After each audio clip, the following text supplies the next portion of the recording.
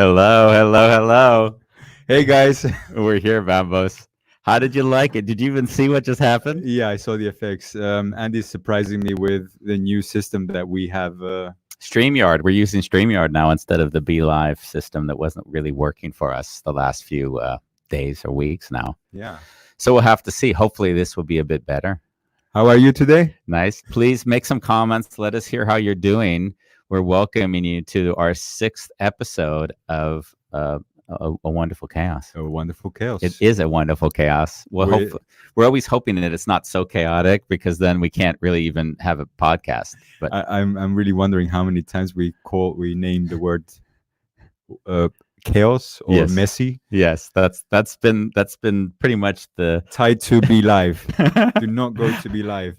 You know what I think is kind of funny is that anyone that's watching, I've already been told by several people that we're being very inspiring to them because they think if we can go live and screw it up so badly over and over again, then they must at least have some like freedom to do the same. So Yeah. we actually have inspired them through being willing to just to screw it up and keep coming back for more, which is it's just an incredible trait. I mean, if I think about entrepreneurialism, that's at the heart of everything I've done in life, where I've iterated quickly. Yeah.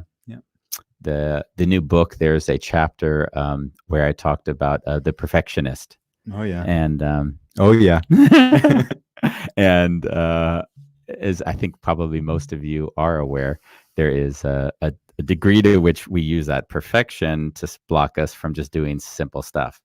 And if there's one thing that this hasn't been is being stuck in perfection.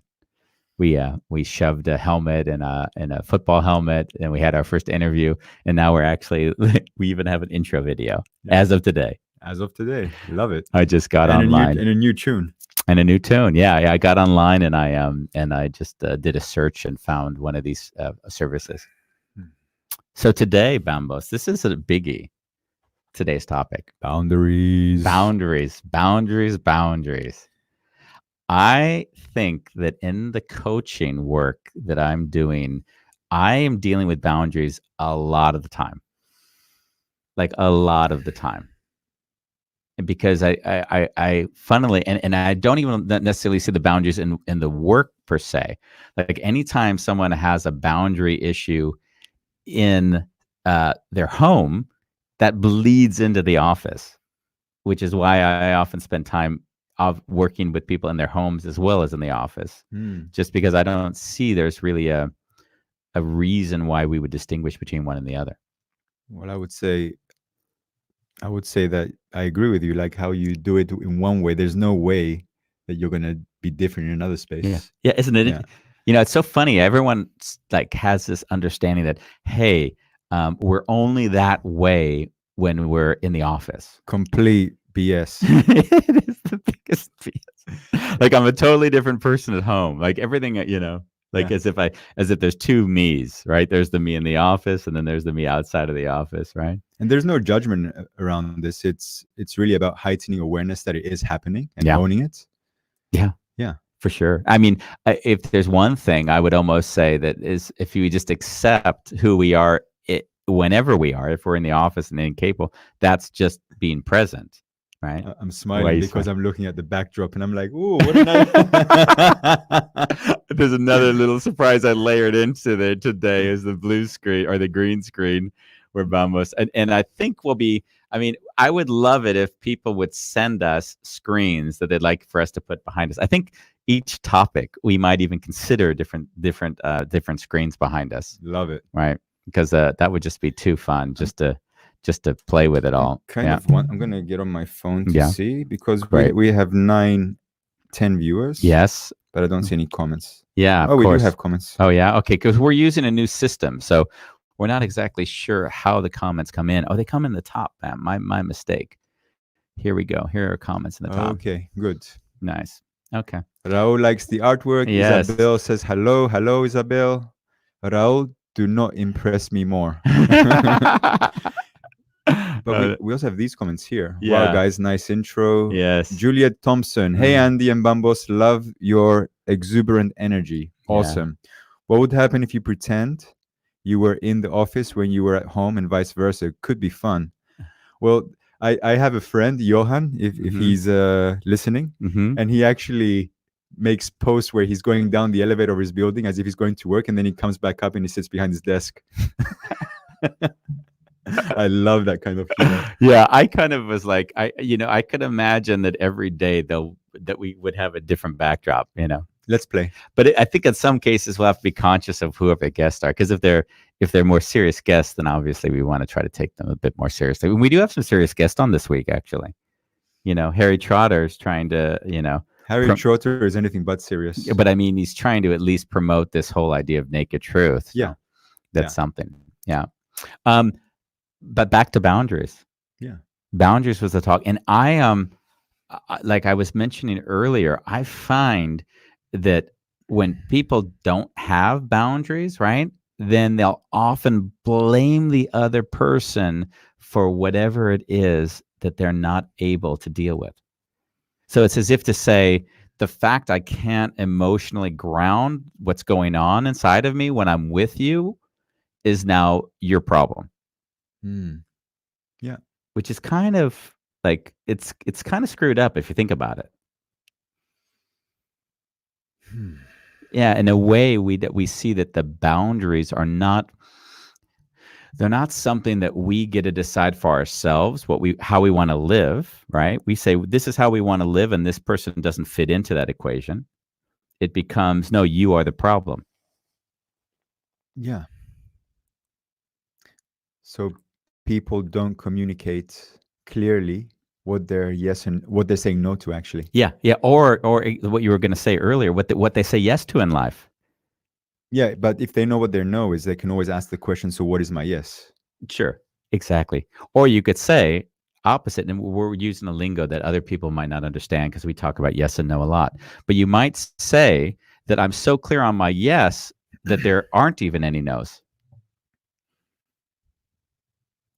And your wife says, and Yeah. sometimes people are not aware of their own internal boundaries. Yeah, of course. And then what happens is, if you're not aware of your boundary, let's go ahead and see if we can put up some of these, if I can see them. We have a new system, so we don't exactly know how to put up comments yet.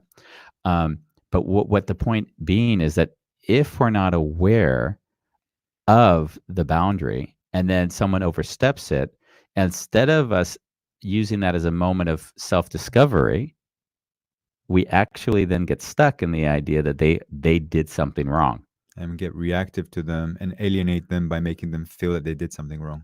Yeah. I'm speaking from experience, by the way. That's why it's coming so fluent out of my mouth. And what is that? What's the experience? With my ex-girlfriend, for example. Okay. How did that work? I saw that she was growing and developing and changing, and I projected expectations that, oh, she's going to get over this part also. For example, being so open and inviting other men into the relationship. Mm-hmm. Oh, she's gonna get over that. Yeah. So there was a blind expectation from my part, and I blamed her for that. And if I look back now, like, wow, that I deeply apologetic for that, for my behavior in that. And not, and how would you have done it differently if you were to say if you were going to do it cleanly? What would clean look like now for you? I would make it all about me. So let me see what that would look like. I don't feel comfortable. Mm-hmm. Yeah. And then and I notice. But can we play that out? Yeah. Like, let's say, for instance, if you said, I don't feel comfortable, and I'm not a self-reflective individual, let's say, and I just say for you, yeah, but that's your problem. You're right. It is my problem. Okay, but so then why should I have to change because of you? Oh, you don't, but I can't promise that I would want to stay in the relationship. Okay, so you're telling me if I don't change my behavior, then you're gonna leave the relationship? Well, I would say if we can't talk about it without making each other feel bad or like playing the game, then it's not interesting for me to continue the dialogue. Yeah, because it becomes. But I think you're using this as a way to dominate, and I actually would want to be more vulnerable. I don't know. I'm just trying to figure out something to say now. What I would say is, what happens when the person is unreasonable to your desire? Then why would I be with them to begin with? That's a good question. That is the ultimate question. That's really a value that I have when inviting someone into my life. Yeah. I'll probably know in the first 5 minutes if there's space for self-reflection Yeah. between us. Yeah. I Slow down for me. I just need to take a deep breath. Fuck, that was vulnerable. mm. Okay. Yeah. Oh, it's really interesting. As I'm talking, like I felt really sweaty, pumped. Like I Oh, was wow. really living it. Wow. Yeah, Like I had to defend my livelihood or something. Yeah. But the person I am today, I would not let it go so far. Yeah, I think that's what happens to us, is that we see what happens, what are the consequences when we don't hold the boundary in ourselves. Actually, it's not about the other, but when we don't hold the boundary in ourselves, what the consequences are, and then obviously what happens in our relationships because of that. Yeah. Did you see a comment there? Did someone come? Clearly, we're not seeing comments. I don't see here. Well, I've got you guys on my phone. So I see Anna Wiedemann. Good afternoon, sweetie. I see boundaries partly as taking ownership over my yes and no. Yeah. And I see Neil. Yeah. Do I feel bad when I cross somebody's boundaries, or is it just their problem? By the way, let's slow down a bit. What was the first one we had? Because I'd love to address one by one. Otherwise, my brain is going to collapse. What was the first? Anna says, I see boundaries partly as taking ownership over my yes and no. So Anna says, I see boundaries as taking ownership in my yeah. Actually, it's interesting. I'd love to spend some time with Anna here. Is it? Of course, it's Anna Wiedemann. Of course, it is. If we have a clear yes, so this is my vision of how I want to live. So I have a pretty clear vision of my life of what I want my relationships to look like. Like I have a clear vision. So it's weird because when people say boundaries, it often even confuses me a bit, because it's like, if I have a vision of how I want to live, then a certain behavior doesn't fit into it. So in a weird way, I don't even need to have a boundary. Yeah. Like I don't say that I need a boundary. And that's why, and I often find the word boundary can be kind of confusing, because on some level, it pushes the other person away. And I'm always wanting to welcome people to join me in my way of living. So I often see people, like, especially when they go through training work, they'll often start, and there's developmental phases, of course, people go through, but they'll start to say, hey, you're encroaching on my boundary. Can you share a little bit how you would go about expressing your vision to someone without shutting them down or pushing them away and stepping over them? Yeah. So my vision in a relationship is that we can discuss everything that's of important to both of us at any moment. How do you define important to both of us at any moment? Well, so I say what's important to me, you say what's important to you. Now, I'll let you delay that. Like, you're not always going to be comfortable discussing stuff at any given moment. But what I won't allow in any of my relationships is that we don't discuss it, period. I love that. That's period. I mean, that's in all my relationships. It happens on occasion. It says we can't, or I love it. There's another like really clear boundary I have. Like if someone says, hey, listen, I'm going to tell you something, but you can't tell the other person what I'm going to tell you. And I say, hold on a moment. But before we go there, like, I want you to know, if anything you say to me impacts my relationship with them, then don't tell me. Because now you've corrupted my relationship with that other person by not allowing me to discuss something that's relevant to my relationship with them. I really love how you take responsibility. Well, I don't know if it's taking responsibility. I would say if you screw things up enough, you then begin to see, oh, that doesn't work. That doesn't work. So I'd say my life is a consequence of a lot of screw ups, like things that just didn't work because I compromised, not knowing that I was compromising, right? That gets back to Ronnie's point earlier when she said, what if you don't even know that you didn't have the boundary? And then you sort of set a line in the sand and you say, like, from this moment forward, I'll never do that again. Yeah, it's a big high five to yourself. It's a high five to, like, and that's why I always think to myself, like, there is in some ways no real screw up, right? There is no like, there's just like, oh, I needed this for that lesson. Mm. And I think that there's a beauty of living that way, because once you start to say, oh, I didn't know this. And now it's like, I'm always loving the lesson that only cost a few hundred or a few $1,000s. Because you're like, oh, that's the lesson. That's the lesson. It's often the case when we're talking about like doing a master's or business degree, and you think to yourself, wow, I could go to a school, pay a lot of money, come out, and then in the end of it, it's still a pain in the ass to get a job because no one's going to hire me because I ain't got any experience. I'd rather get in a company, get the job, Yeah. get the experience, and then somebody else say, okay, I'm going to hire you because you succeeded somewhere else. It's not all that different for me about the lessons that we learn in real life, right? And one of the viewers, my accountant, he's always forced me to always live in the extreme of life, to experience whatever I needed to experience so I could learn from it. Yeah. So in that Hard way, love.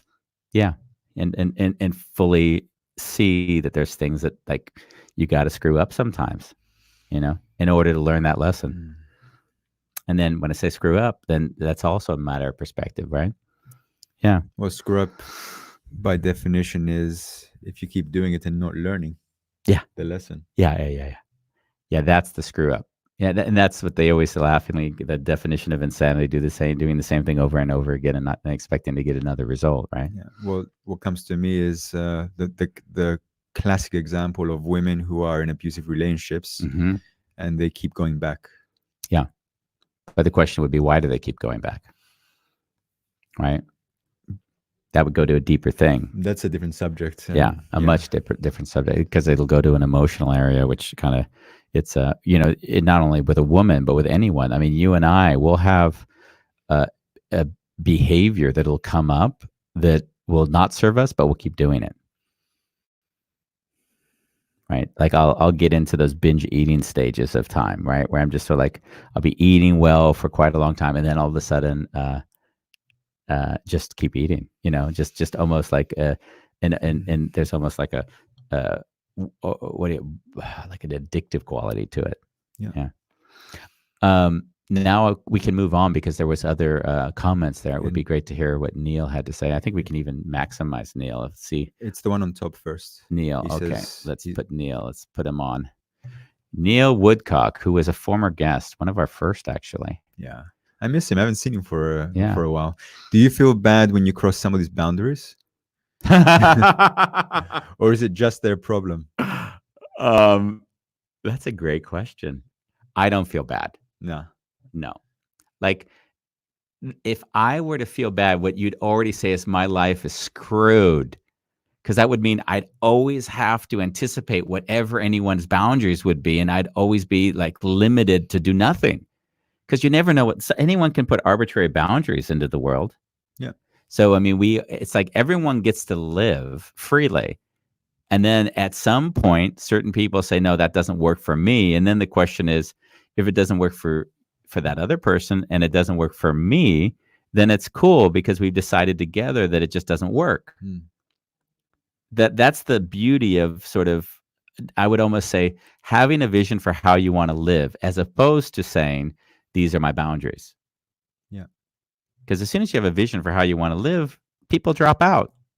People don't share that vision and they're no longer part of your life.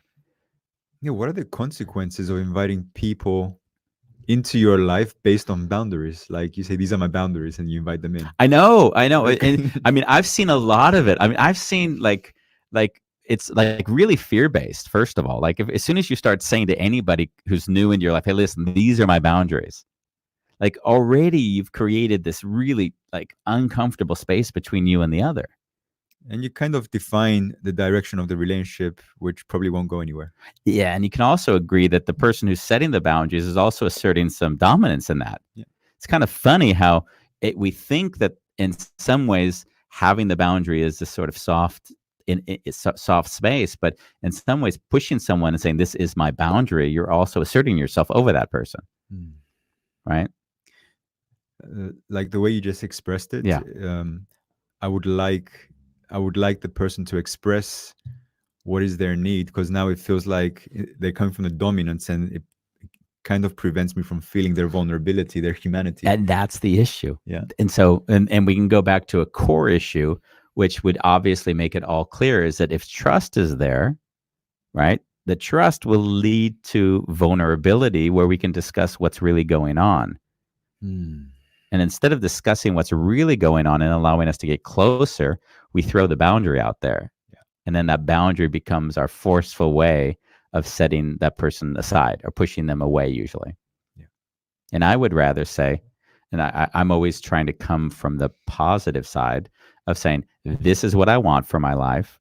You're welcome to join me, and there's consequences if you don't.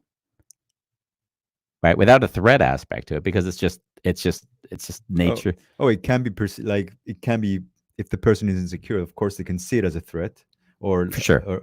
and that's out of your hands. Yeah, and it would also have to be with my intentions when I'm saying it, right? You could say the same thing 5 different ways, and some of the ways would actually be aggressive per se, because they're more personal to you, and some of the ways less personal. Yeah. Yeah. Thanks for that. Yeah, nice. Should we go to the next comment? Yeah, I'd love to see the comments coming in. So Neil is saying again, I feel that not all my boundaries are good for me. For instance, I have a boundary around my comfort zone, but I know that is not where my growth lies. So sometimes I like people to help me across it. Yeah, that's a great one. What I like about Neil is he's aware. He's not blind to it. Like, he lives and he's aware that he's doing it. Yeah. But I'm wondering if it's painful for him when he expresses that. Yeah. Yeah, but like, think about that. Like, isn't that, because what he's now said is really profound. Is how is it when our boundary becomes a defense mechanism so that we can protect ourselves?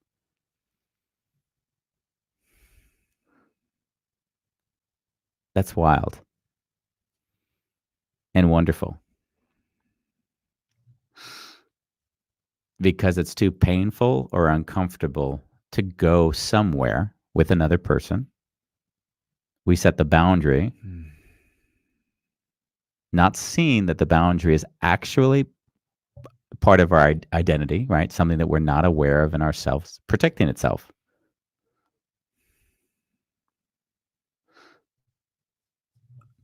Yeah.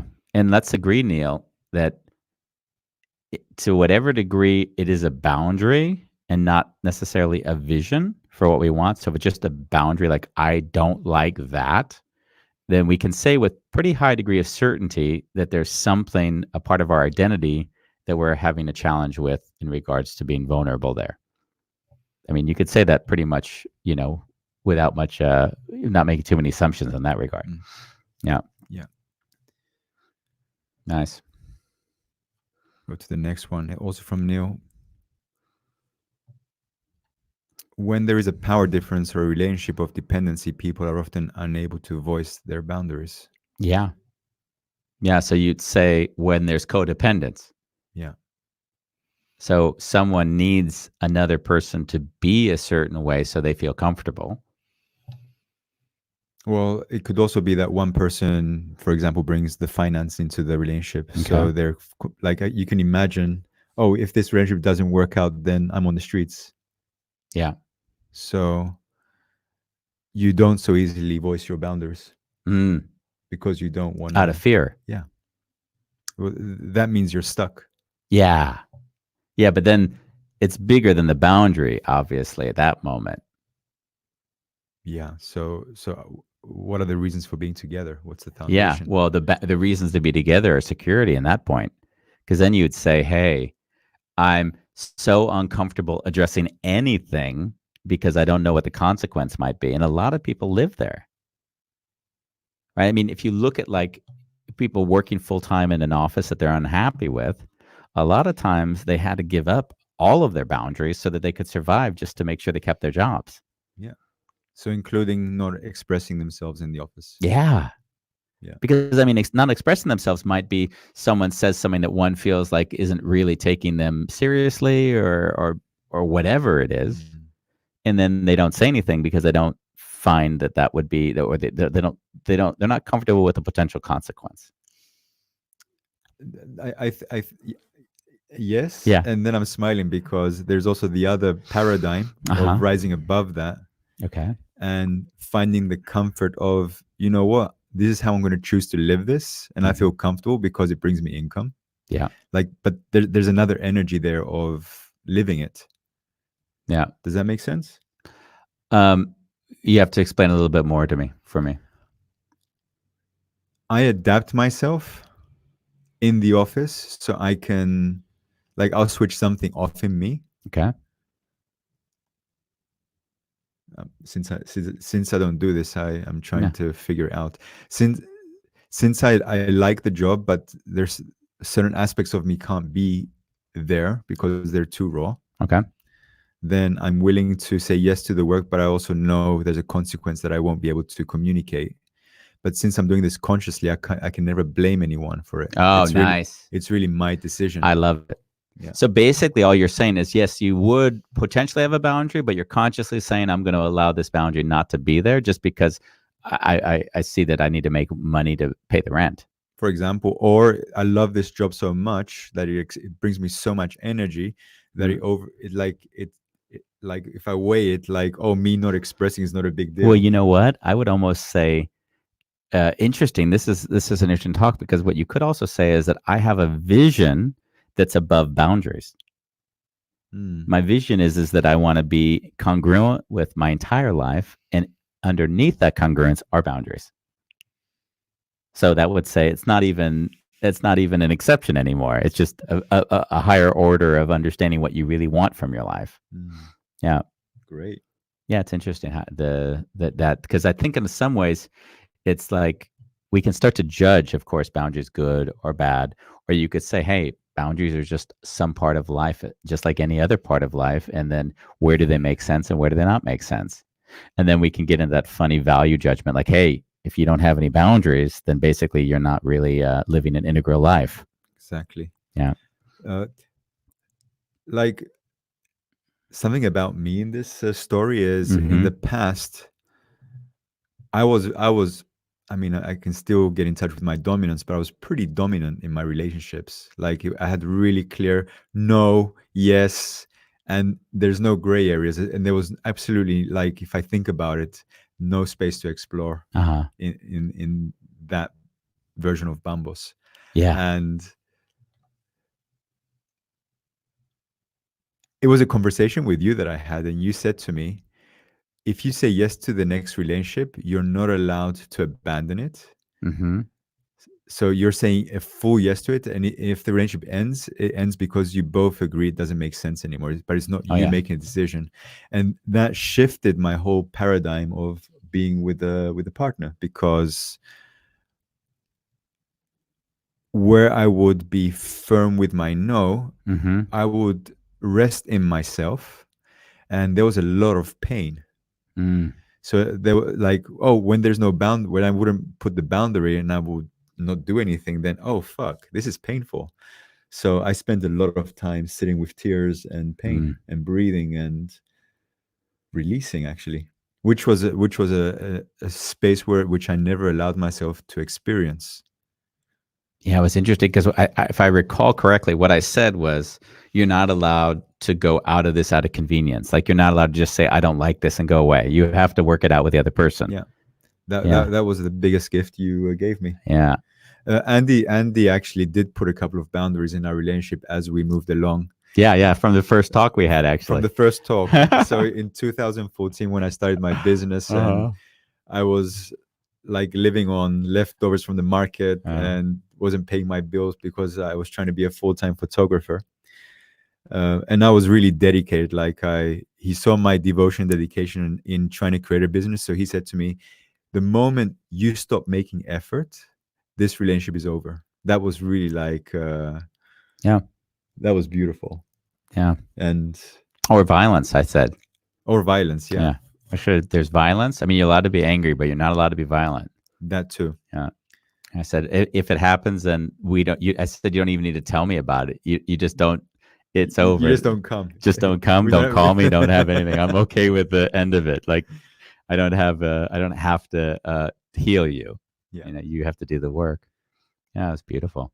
And Mm, just to give some context, I my upbringing, the way I grew up, and the way I was in the world, and up until that point, I did not see violence as a problem. mm. Like being angry, shouting, like that raw energy. Like I would see it as healthy. Actually, I had to really change. I had to break myself down and rebuild myself. Yeah, but in a way, you'd almost say it is healthy. It's just there's There was consequences. no. No. There was, when I say it wasn't healthy, there was no consciousness around it. Oh It was yeah, very reactive. yeah. So now there's a difference in me right now. If I use anger as a tool Hmm. to make a point, but Yeah, it's done not out of reactivity or to hurt someone, but really as a from a space of love, yeah. Beautiful. which is amazing. Yeah, yeah. That is beautiful. Yeah, thank you for Yeah, that. yeah. Amazing. Yeah, I've really felt that that you, unlike probably anyone else I know in my life, have dedicated to like pushing the boundaries, especially where it wasn't comfortable. So that speaks to your determination to just not to step away from challenge, right? Yeah, Or avoid.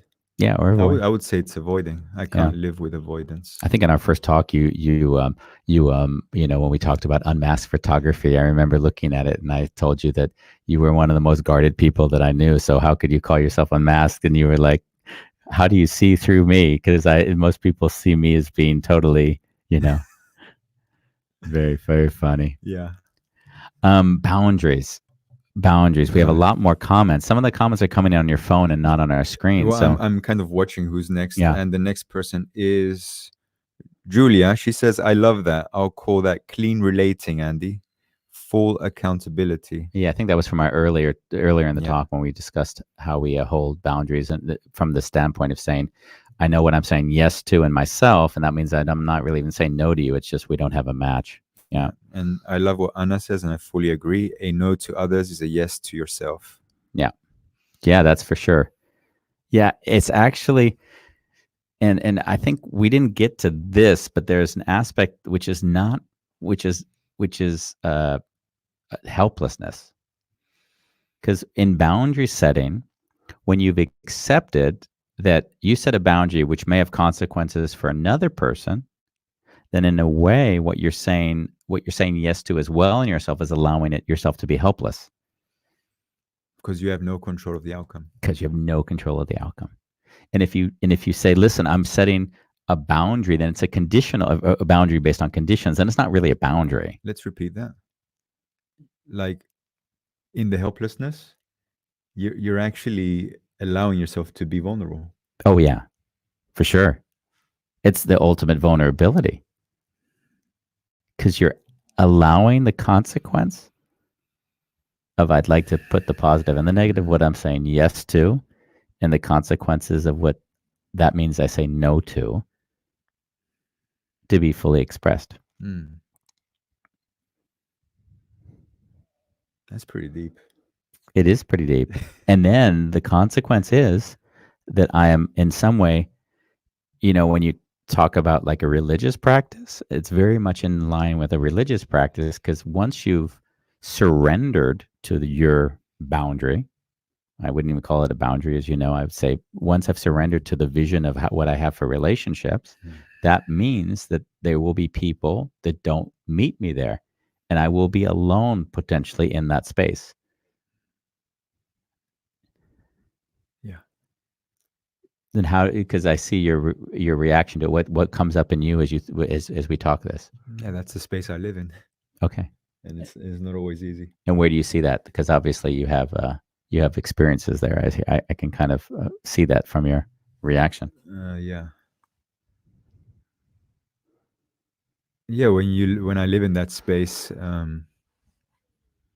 it means that I also have to live with being misunderstood a lot of the times. Yeah, yeah, yeah, Shit. yeah, yeah, And allowing that to be there. yeah. Because if the other person doesn't have a question, then you kind of sit with them, allowing the judgment to be there without having to defend something, but Yeah. it doesn't mean that it's easy to receive that. No. And that that space you're now speaking from is basically that space of when I think of people like Jesus or Gandhi or people that stood for something that other people didn't maybe understand. Like there's a peace they have to make with that level of helplessness. Like I won't be understood, and that's okay. Yeah, I won't be understood. That's okay. I won't be seen for what I'm really doing or trying to achieve, and that's okay. Yeah. Thank you for sharing. Didn't expect that one. That was like an uppercut. Well, it's funny when I say certain things, I'll see sometimes they'll connect with you in a way that there's a full story that I don't yet know what it is, of course. So thank you for letting us be part of that story. There's a lot of comments today. Yeah. Can we move? Yeah, just Yeah, to I'd move love to. on. I guess boundaries can be both good and bad depending on how and Well, why we use them. Back to Neil. I love you, Neil. Thank you for being such a great question share. I actually always love his comments. Yeah, they are really fantastic. I would love. I tend to. Bambos knows this of me, and anyone that spends more time. I don't want to categorize things in good or bad, because as soon as I shut it into a dichotomy of this good or that bad, then what I've done is I've lost my ability to see what are the consequences. And the consequences are easy to view because I can just figure it out. Like if I set a boundary, like I said earlier, where I say, hey, listen, if you want to interact with me, then you're like, a lot of with like gender politics, when people are like, when they say the use of the they pronoun. Yeah. I'm not a he. So basically, they've set a boundary. They said, basically, you will interact with me. When you interact with me, this is how you interact with me, right? That's their boundary. And you'll see that you say, okay, if we look at it, you say, let's not judge this in any way as good or bad. Let's see what are the consequences of them imposing or whatever they feel their own way on another person. Then they're just consequences. If they meet 20 different people, each person, there'll be a different consequence. Right? Yeah. And there's, so I would think to myself, my preference is always going to be each individual gets to decide for themselves how they want to live. And because they've decided how they want to live, as I said over and over again, there's consequences for the world around them. And that way, that simplicity, I found to serve me so much in my life, because I never push anyone away. I just get to say, hey, this is the way I've chosen to live, and I'd love for you to join me there. And then they get to say, no, I don't want to join you there. But they now step away. That was their boundary, not even my boundary. I just invited them to join me in my vision of how I wanted to live in the world. Yeah. So that's how I at least want to separate the yes and the no, right? Yeah. Yeah, I love it. There's some more questions coming in. Cameron McDonald. We love Camerons. There was a study done in the 90s that discovered on a primitive level our fear of abandonment is greater than our fear of bondage. We have to have him on to discuss this one. Our fear of abandonment is greater than our fear of bondage. Yeah, I need a little bit more elaboration. I mean, I think if he's saying anything, I think he's saying that our fear that we'll be left alone in the world is more fearful than our fear of being, say, locked up. Yeah. It would lead a little bit to that discussion we had, why someone might stay in an abusive relationship. Yeah. Because the greater fear of I'd rather stay in the bondage because that gives me more comfort than the fear that I might be abandoned. Yeah. Yeah. Nice. I see quite a few more comments coming in. Yeah. We have our friend Neil again. Better the devil you know than the devil you don't. Yeah, that goes to the last comment we just made. Of course, Neil. Yes. We will sacrifice a lot so we don't have to change. That goes without saying. That's Making a sacrifice for a higher goal can also require us to cross boundaries, but as long as it is a willing and conscious choice, then I guess that is understandable. Yeah. I mean, the kind of beauty of a boundary is that we get to decide for ourselves how we want to live. No one gets to decide for us what we do and how we live. So in some ways, we when we say even when we sacrifice for a higher goal, that gets back to what I was saying to you earlier. We might not even be sacrificing because we have a bigger vision for our life, which is that we're not going to let our boundaries get in the way. Yeah. Right? I mean, I think anyone that works as a independent contractor is always in a situation where they're like, "Oh, I would never accept this in my life. Certain behavior, a certain I'm not going to pay you on these terms." Like ways you're just compromising in order to make sure that the business you're trying to create materializes. Yeah. And then Yeah. you put yourself in a situation which can be very painful. Yeah. And I mean, and there's a double side of this. I mean, Case, my mentor, who I loved, he was one, like he had such tight boundaries that we lost all our clients because he always said, "Hey, hold on, you did that one little thing that one time, and that's it. We're not working together anymore." He would do it like so quick, so fast, right? My wife kept saying the way you guys live and work is you might as well call yourselves a nonprofit because he just has so many boundaries. Yeah, but he wouldn't call them boundaries, by the way. I'm using that word, but he would have said, "We have our values. It's just our value, right?" So yeah, But it sounds like it was a boundary. yeah, it was also a boundary for sure. Yeah, I'm noticing that you have different comments coming in on your phone, from what I can see, I'm like I said, than I'm looking at than what both. we have on the screen. This is our first time using the new system, which we'll have to see how it works out. But so far, so good. Yeah. Johan, Johan. many people present a fake personality at work, for example, that is very introverted to attract sympathy from management, Hmm. get promoted. I saw a case where people faked having a serious health issue to get less objectives. Oh wow. Okay, but is that boundaries he's talking about here? It sounds like he's talking about just people just trying to take advantage of a system.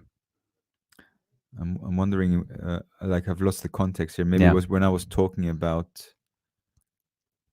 being in a company and just saying it's okay to lower my not take my boundaries into account because the vision is higher. Yeah. Yeah. Wow. Johan, I'd like you to elaborate on this one. Yeah. Send us another comment, Johan. Let us know where you're heading with that one. Your cousin, Yes, I keep my calling cousin, your cousin, wonderful Cameron Cameron. McDonald. Was He's that actually, you're gonna like to know that Cameron is actually a cameraman. is he? Yeah, he's actually a cameraman. I did not know that. Isn't that interesting? He was born that way from birth in his name. Cameron, was that dominance a product of fear, like anger can be a byproduct of fear? Wow, nice, nice. I think he already knows the answer to that question. He just asked it. How do you find that?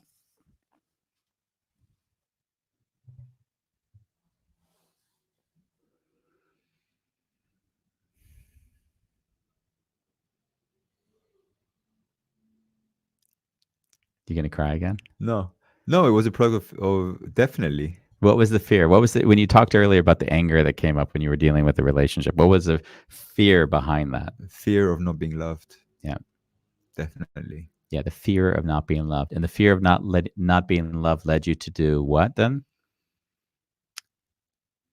Instead of acknowledging that I was scared, Yeah.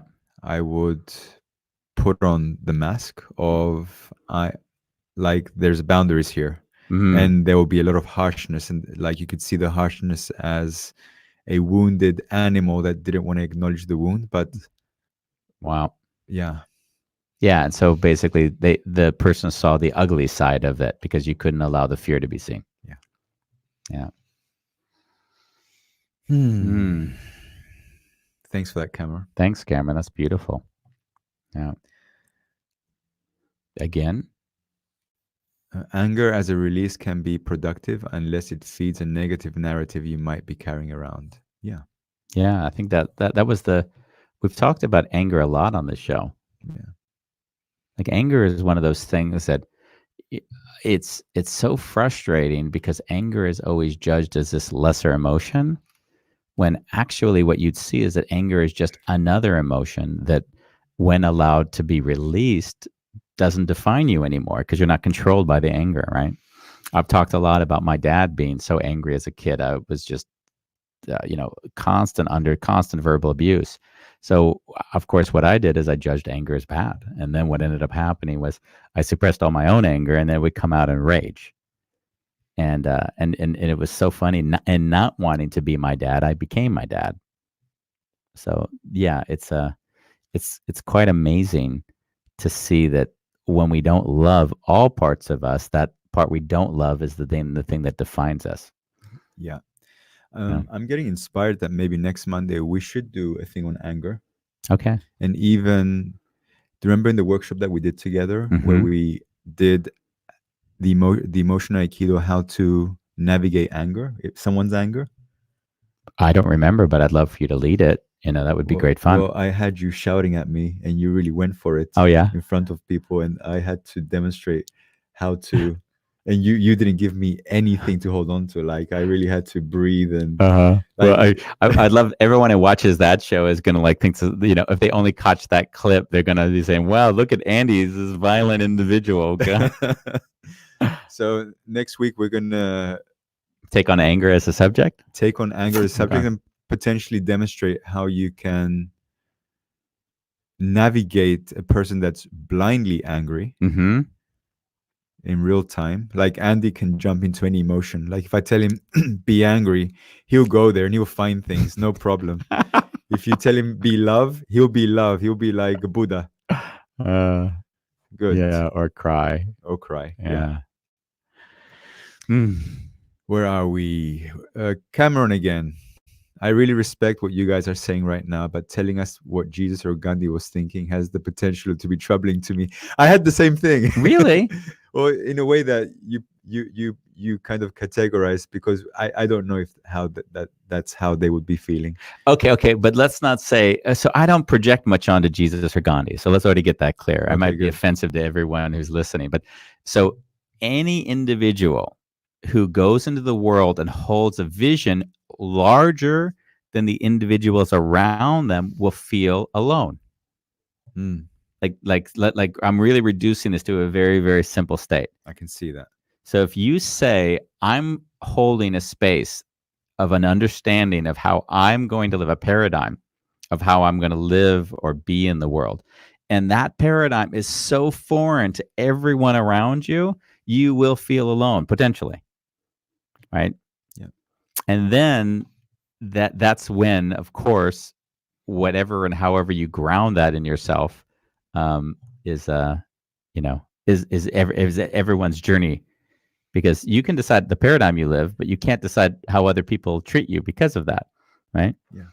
I hope that Cameron resolves your discomfort in that. And Cameron says I'm being rhetorical. He's a dick. He is. He's a wonderful one. I asked him to. He actually, is he going to join us?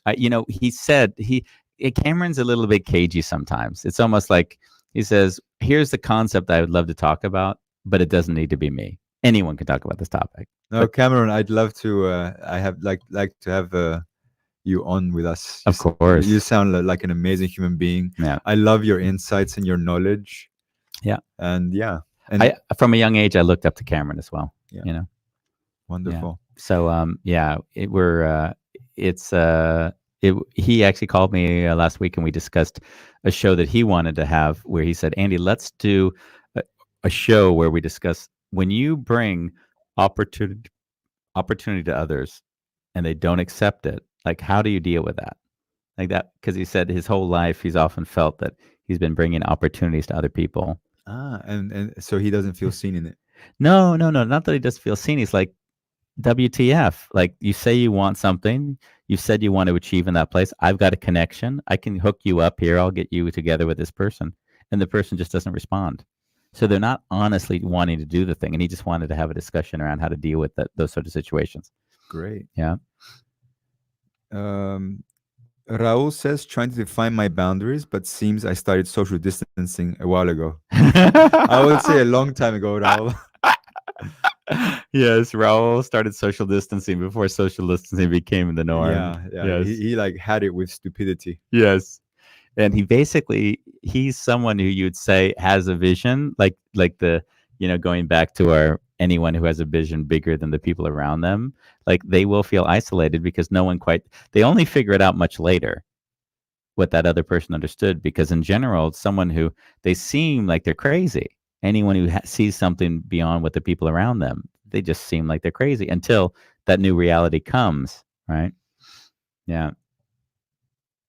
Um, What do you say? You said Bambos, you saw Cameron came back with something, or yeah. He said Rao gives a smiley to the comment, yeah. and Cameron says Bambi's might be onto something about being seen.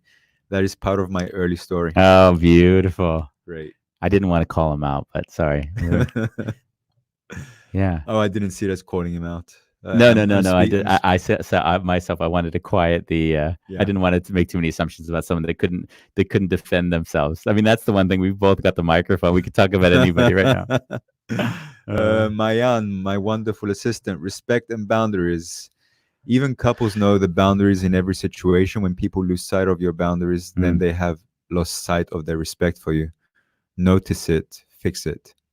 interesting. This is an important concept that was just brought in, and it's like one that can, I believe, can cause a relationship to go really south potentially. And I'd like to bring this in because the comment is it Mayan? Yeah. So when Mayan writes, and why don't we put it up there just so we have her as well on this, as we read it. When Mayan writes that where was it, the first one? Respect and boundaries. This is where when we put respect and say you don't respect my boundaries, we really run the risk of making the word respect become a tool against the other person. I see where you're going with this. So You make it personal. yeah, you make it personal because you're saying you are not respecting my boundaries, right? And in a way, I understand that developmentally we go through phases, and one of those phases that we learn how to respect our own boundaries, and then by learning how to respect our own boundaries, we have to set those with other people.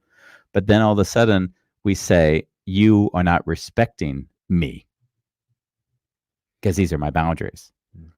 And it kind of goes back to that whole discussion I was saying earlier. I would always prefer to say, listen, this is the way I want to live. Will you join me here? Yeah. This is the way I want to live. Will you join me here? Yeah. I find that more inviting. You're not attacking the other person. Yeah. You're not making it anything. It's all about this is how I want to live. Yeah. It's always invitation.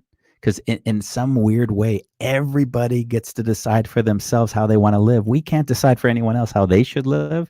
They can't decide how we should live. So we get to decide how we want to live. Hopefully, we'll be more and more conscious of that as we grow. And then we can invite that other person to join us there. And that's always going to create, as far as I see, given the conditions of the relationship aren't abusive, a more likelihood that they're actually going to become closer through the interaction. And that's my desire. My desire is that I want everything that happens in my life to give me an opportunity to get closer to the other person. Like that's what I would like love to see materialize in the world. Because if I understand myself well enough, I can start to be inviting other people to join me in that, and I can't impose on them that they should be any other way, right? And you're going to laugh because it goes back to an earlier statement. The only reason why I need to impose on them is because I don't want to feel helpless. Because you are helpless when you're in that world. Yeah. When I've been giving the authentic relating workshops in Amsterdam, not online, but when we've done it in the building, we had an evening where several individuals we played the game. If you really knew me, you would know. Yeah. And for example, I was a drug addict, and then people from the group will come and stand next to you to indicate that they too have been drug addicts. So it's like you create like more a community of I'm not alone in this. So the person did stand up and share, I was raped. Mm. And then a few people in the group came and stood up. Now, during the course of the workshop, I realized, oh man, like that was pretty intense to share. So I had to stop the workshop and acknowledge that that did happen. Mm. And what we did, I invited the people to come and stand in the middle of the circle and to really acknowledge that this really happened. And I even asked the question, is there anyone in the room that has raped? Mm. Because I didn't want the person, if there was such an individual, I didn't want them to feel judged, because I still feel that there's like, who did you have to become in order to go there? Like, Yeah. How do you find compassion for everyone? how? Yeah, Yeah. thank you for that. Mm-hmm. Now, yeah, I find myself, I need to explain myself when I say that I also feel the compassion for the rapist. I know, because you know there's going to be people out there that have been raped, and if you haven't been raped, then all of a sudden they'll say, "Well, you don't know what it feels like," and they should be thrown in prison. But here's the thing. Yeah. I then, when no one responded, I'm like, how many of you have had sex with someone where you felt there wasn't a full yes, but you still had sex with them? Mm-hmm. Because then you have to some degree raped. And everyone in the room had to acknowledge that they have been there. Yeah. Yeah. So after the workshop, one of the individuals messaged me and they kind of said, hey, I really didn't enjoy the workshop because apparently she had been raped. Yeah. Ooh, I feel it in my belly. But apparently she wanted to say no in the moment to be held in the circle, but Mm-hmm. she didn't. But what I saw afterwards, like, she stepped into a more powerful place with herself. Yeah. And it was really beautiful to see how in the next workshop she just had her no and her yes. And even last week I told her, wow, I really trust you. Yeah. Yeah. It's interesting because it's hard to trust somebody that doesn't have a no, because now you know, they don't stand for anything at the end. Yeah. Yeah. It's beautiful. Wow. Well, Bambos, it looks like we're coming up to an hour right now. We are coming up to an hour, like 3 minutes. Yeah. I think we've pretty unpacked this I really enjoyed this one. Yeah, boundaries are a good one. I can imagine we come back to this one in the future as well. Like, I can't imagine that boundaries aren't going to be, boundaries and anger. There are always topics that come back up again and again. It's the second time we have this talk, but Yeah. we did it a few months ago, Uh, but not under the name Wonderful Chaos. oh yeah. When we just wow. started doing Yeah, I think basically we've come such a far way. It's incredible. I'm looking at the rest of this week, by the way, because we will often try to use one day to just have a discussion between the two of us, and then we'll invite guests in. So tomorrow at 12 Central European time, we have Harry Trotter, who wrote the book The Naked Truth. You know more about him than I do, so I'll learn from Harry tomorrow. Yeah. On Wednesday, we have Yet and Frank they're going to come from their home. I think they're actually somewhere on the border with Germany, right? And Nijmegen. Yeah. And Nijmegen was actually the first city I ever went to in the Netherlands, strangely enough. And Frank and Yet are going to be coming with their 3 kids, and we're going to discuss with them how is it to be locked up, a family of 5 during the virus. I just wanted to ask some questions, including inappropriate ones. Thursday, Phyllis, I'm always wondering her last name, Serene, who wrote just some great books, best-selling author. One of the books she wrote were All My Heroes Were Hoes. She was a nun. She went to become a dominatrix, and then she went on to write a book called Owning Masculinity, where she's basically taken a very provocative stance on the negative impacts of feminism. So I'm sure that talk is going to be full and bursting with some energy. I'm really excited for that one. And Frank Diaz is on Friday. And Frank is a university professor from IU, Jacob School of Music. And he is a Zen teacher. And it's funny that through Frank, I actually found that a lot of my own work and practice was Zen Buddhist. He basically just says, Andy, you're a Zen Buddhist. That was what our discussion was. And he and I have become great friends. And whenever I'm working in Indiana, we spend time together. And he'll be on at 2 p.m. on Friday. And you mentioned them in your book also. Yeah, I have one chapter of me talking with Frank, because on the last letter tour, when people wrote letters as if it would be the last to someone they loved, then basically he shared that practice was very much connected to the Zen Buddhist practice. Yeah. Yeah. Yeah. I was going to ask you this when we get off, but Yeah. we're also going to be discussing your Wounded Healer book chapter for chapter. When would you like to Yeah. start unpacking that? We'll start doing a Wounded Healer breakdown, because the Wounded Healer has some 40 odd chapters, and Bambos and I have agreed that we were going to do a review of each, because they're stories and the stories aren't necessarily deepened. I think we'll start that, I would say, next week. Brilliant. Yeah. Thank you for joining us again. Muchas gracias, everybody. It was great to be with you. We look very much forward to seeing you back tomorrow at 12. Thank you. Adios. Goodbye.